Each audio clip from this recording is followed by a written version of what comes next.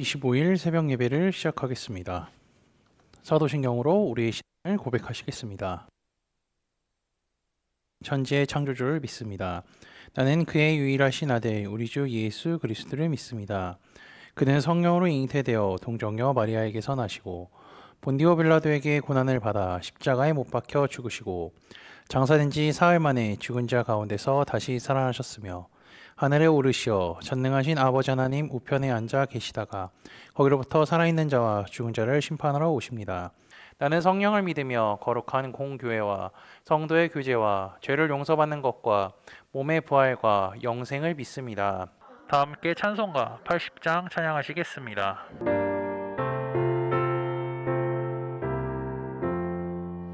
천지에 있는 이름 중 귀하고 높은 이름 주 나시기 전 지으신 구주의 이름 예수 주 앞에 내가 엎드려 그 이름 찬송함은 내 귀에 들린 말씀 중 귀하신 이름 예수 주 십자가에 달릴 때 명패에 쓰인 대로 저 유대인의 왕이요 곧 우리 왕이시라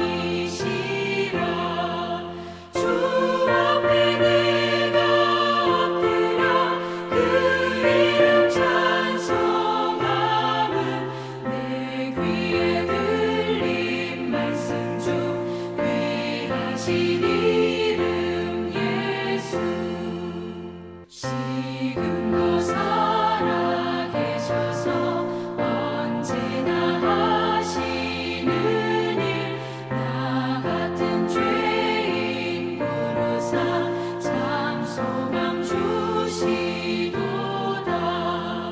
주 앞에 내가 엎드려 그 이름 찬송함은 내 귀에 들린 말씀 중 귀하신 이름 예수 주 예수께서 영원히 어제나 오늘이나 그 이름으로 우리에게 상복을 내리신다 주 앞에 내가 엎드려 그 이름 찬송함은 내 귀에 들린 말씀 중 귀하신 이름 예수 오늘 우리 공동체의 말씀 묵상 본문은 시편 1편입니다. 그중 1절에서 6절까지 말씀을 읽고 은혜를 나누도록 하겠습니다. 복 있는 사람은 악인들의 꾀를 따르지 아니하며 죄인들의 길에 서지 아니하며 오만한 자들의 자리에 앉지 아니하고 오직 여호와의 율법을 즐거워하여 그의 율법을 주야로 묵상하는 자로다. 그는 시냇가에 심은 나무가 철을 따라 열매를 맺으며 그 잎사귀가 마르지 아니함 같으니 그가 하는 모든 일들이 다 형통하리로다. 악인들은 그렇지 아니하며 오직 바람에 나는 겨와 같도다. 그러므로 악인들은 심판을 견디지 못하며 죄인들이 의인들의 모임에 들지 못하리로다. 무릇 의인들의 길은 여호와께서 인정하시나 악인들의 길은 망하리로다. 아멘. 크게 은총을 입은 사람 시리즈의 말씀이 다 끝났습니다. 원래 시리즈의 말씀이 끝나면요 복습을 했지만 저희는 수련회 이후에 복습을 이미 한번 했기 때문에 다음 시리즈 이전까지는 시편 1에서 5편까지의 말씀을 나누도록 하겠습니다. 오늘 읽은 1편 말씀은요 시편의 시작을 알리는 첫 번째 시편으로서 특별히 중요한 의미를 갖고 있습니다. 1편은 150편까지에 대한 이제 서사이자 말머리에 해당되며 나머지 모든 시편을 어떻게 읽어야 하는지에 대한 방향성을 가르쳐주고 있죠. 시편은 각 편마다 양식이 존재합니다. 양식은 형식이라는 거죠. 지혜시, 제왕시, 개인 탄원시, 신뢰시, 도라 찬양시 등으로 되어 있는데 우리 방금 읽은 말씀은 지혜시에 해당합니다. 1편은 악인의 길과 의인의 길의 대조자는 형식으로 지혜문학의 특징 중에 하나라고 할 수가 있습니다. 지혜시는 성전 예배가 아닌 가정과 학교의 교육 현장을 배경으로 가르침을 전하고 있습니다. 시편 1편에 따르면요, 모든 사람의 앞에는 의인의 길이 있고 악인의 길이 있다라고 합니다. 1편을 한번 나누면요, 1에서 3절, 4에서 5절, 6절 이렇게 세 부분으로 나눌 수가 있습니다. 1절에서 3절은요, 의인의 삶과 운명에 관한 내용으로서 복 있는 사람은 어떻게 사는지 알려주고 있고요. 복 있는 사람이라는 것은요, 하나님께서 정한 특정한 삶의 방식을 기뻐하시고 그것이 성공에 이르는 길임을 확증해 준다는 의미이기 때문입니다. 그럼요, 복 있는 사람은 과연 어떻게 살아갈까요? 악인들의 꾀를 따르지 아니하고 죄인들의 길에 서지 아니하며 오만한 자들의 자리에 앉지 않는 사람이 복 있는 사람이라고 합니다.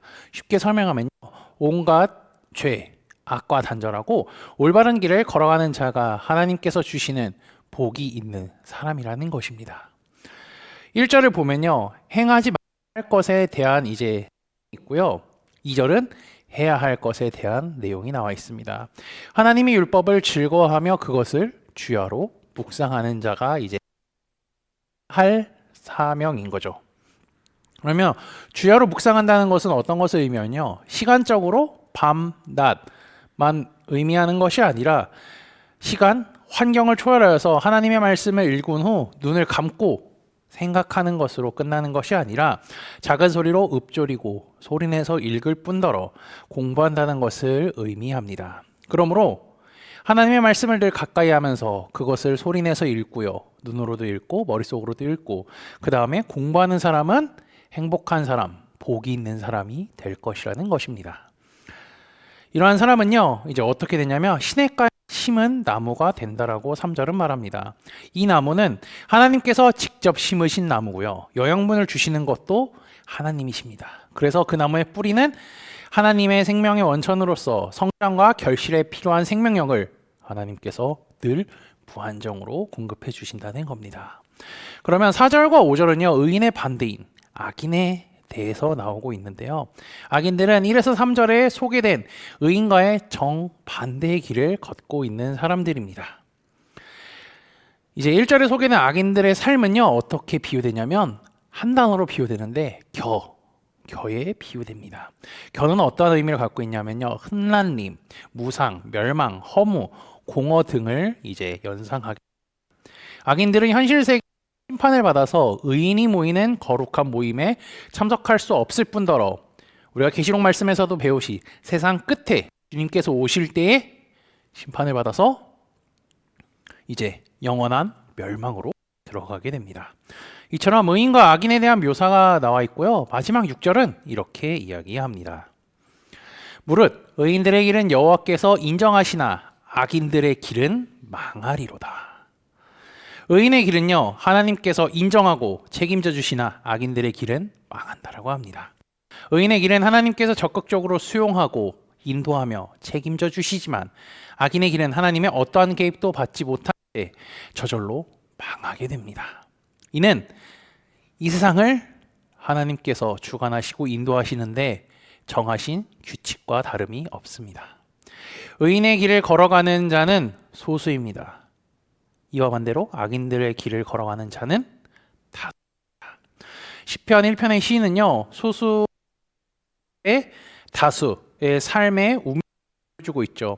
세상을 살아가다 보면요, 다수가 추구하고 걸어가는 길이 안전하고 옳은 것으로 보일 수가 있습니다. 그리고 실제로 그렇게 따라가고 살아가는 사람들이 많이 있습니다. 근데 그 심리에 휩싸여서 쫓아간다면요, 참된 인생의 가치가 바람에 나는 겨와 같다는 겁니다. 반면에 하나님께서 인도하시는 길은 다수의 대중과 걸어가는 소수의 길입니다. 근데 그 길을 걷다 보면 이런 생각이 들 수 있습니다. 내가 뒤처지고 있나? 내가 잘못된 길을 걸어가고 있나? 내가 너 혼자만 너무 걸어가가 이 길을 가는 사람이 너무 없는 것 같다라는 생각이 들 수 있지만, 그리고 심지어는 다른 사람들이 야유를 할 수 있습니다. 너 왜 그런 멍청한 길을 걸어가냐? 너 왜 그런 바보 같은 길을 걸어가냐? 너 세상의 방법대로 살아가야지, 세상의 길대로도 살아가야지. 왜 이런 잘못된 길을 걸어가느냐라고 말이죠. 하지만 그 길에 머물고 그 길을 계속 따라가다 보면요, 시냇가에 심겨서 늘 수분을 공급받는 나무처럼 풍성한 결실을 맺을 수가 있습니다.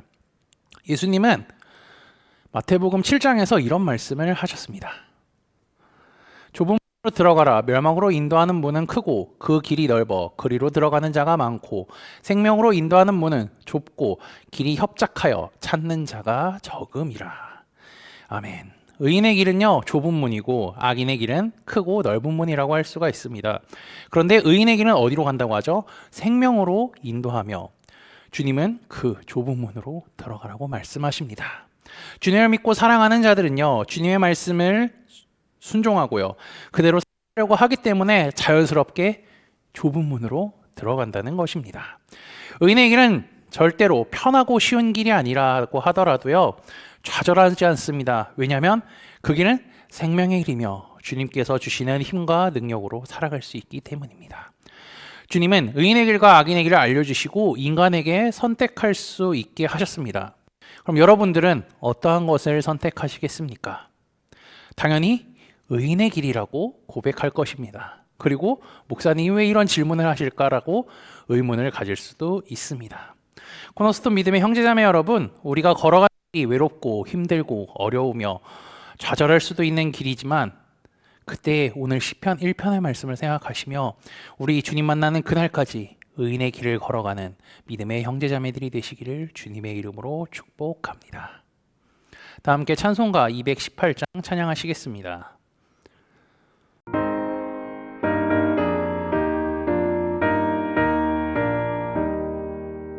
내 맘과 정성을 다하여서 주 너의 하나님을 사랑하라.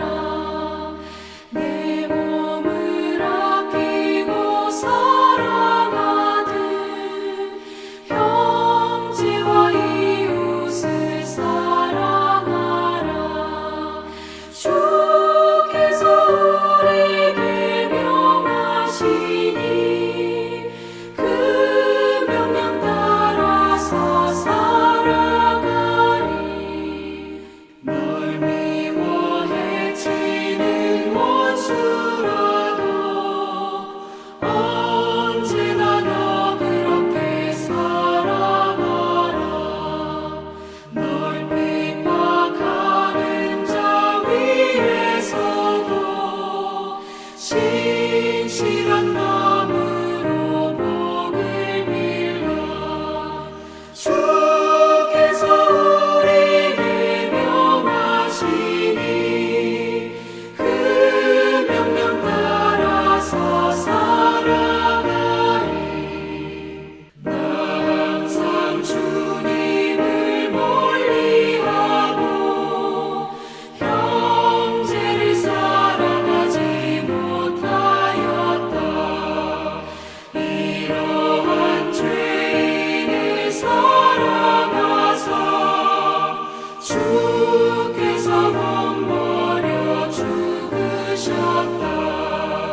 속죄 큰 사랑 받은 이모 내 생명 다 바쳐 충성하리.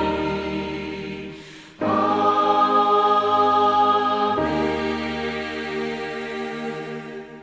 다 함께 기도하시겠습니다.